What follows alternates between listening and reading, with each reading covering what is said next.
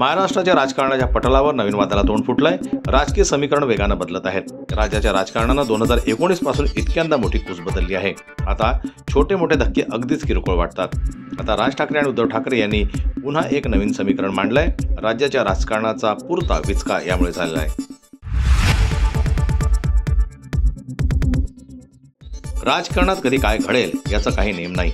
राज्यातील राजकारणानं अशी अनेक धक्कादायक वळणं घेतली आहेत. 2019 पासून विविध पक्षांचा अतिरेकी प्रवास सुरू आहे. कोण कोणाच्या फडात जाईल आणि धिंगाणा होईल याची काहीही शाश्वती उरलेली नाही. कट्टर हाडवैरी एकत्र आले आहेत तर मित्र शत्रूसारखे वागत आहेत.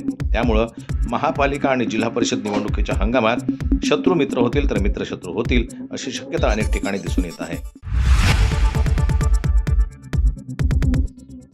मुंबई महापालिका निवडणुकीसोबतच जवळपास 7 महापालिकांमध्ये मनसे आणि उद्धव सेना एकत्र लढणार आहेत. अद्याप दोन्ही पक्षांनी जागा वाटपाचा पत्ता उघड केला नाही, पण युतीचे घोडे एकदाचे न्हाले.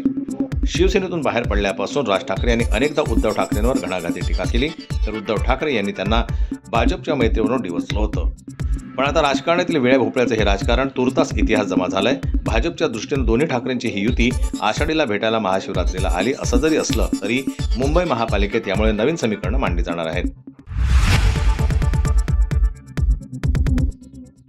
महायुतीत भाजपकडे 70 हत्तीचं बळ आलेलं आहे. विधानसभा पाठोपाठ स्थानिक स्वराज्य संस्थेतही त्यांनी बहुमताचं तोरण लावलंय. त्यामुळे भाजपचा उत्साह दुणावलाय. तर दुसरीकडे भाजपमध्ये शिंदेसेना आणि जितदादा या मित्रपक्षातील अनेकांनी प्रवेशासाठी रांग लावल्यानं या फोडाफोडीनं महायुतीत वितुष्ट आलाय.